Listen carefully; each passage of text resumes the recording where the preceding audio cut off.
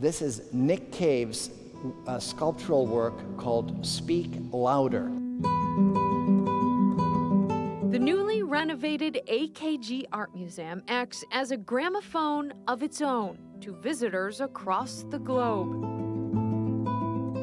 After 3.5 years of construction, hundreds of generous donors, and a vision from staff and the community, we have a museum that is truly speaking loud. It is a historic moment for Buffalo, Western New York, and in fact, New York State and the entire United States. About $200 million went into it all, including the Jeffrey E. Gundlach Building, which is named for the man who gave $65 million to the project.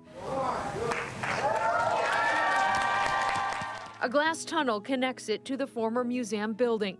Parking was moved underground, and a green space for concerts and other events was installed along Elmwood Avenue. A glass and mirror canopied common space, which is free for the public, features a cafe and activities for the kids. I would say that this transformation was very emotional. But before all of this, 160 years ago, in 1862, the Albright Knox Art Gallery opened to the public with just one major piece of work. It was a gift by the artist and is the first piece many will see when they arrive.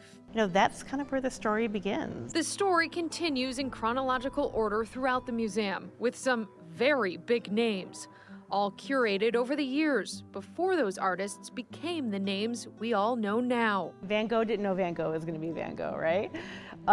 You don't. It's, you know, building a museum, it's about risk-taking too. You'll find a Van Gogh here, Picasso too. Frida Kahlo's self-portrait with a monkey is a work that everybody wants to borrow. Henri Rousseau's Flowers in a Vase is displayed here.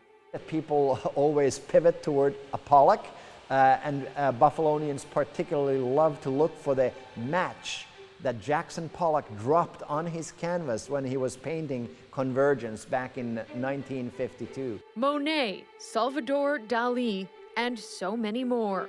And if you like Warhol, the first Warhol ever to enter an art museum collection anywhere in the world, 100 soup cans from 1962 is in the Wilmers building on view, along with a lot of other pop masterpieces from the 1960s. Senior curator Holly Hughes says more than 400 pieces are on display.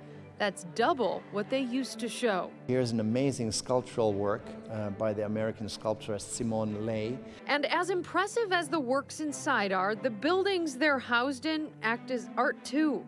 The Gundlach Building was specially designed to act as an invitation to all who pass by. When you're walking down Elmwood Avenue, you can look into the space where we are right now. We want to break down the notion that a museum is an ivory tower where you don't belong. In this museum, you belong and everyone belongs. In a city used to embracing the old, Museum Director Janne Surin hopes everyone here in Buffalo will join visitors from across the globe in experiencing this new state-of-the-art museum.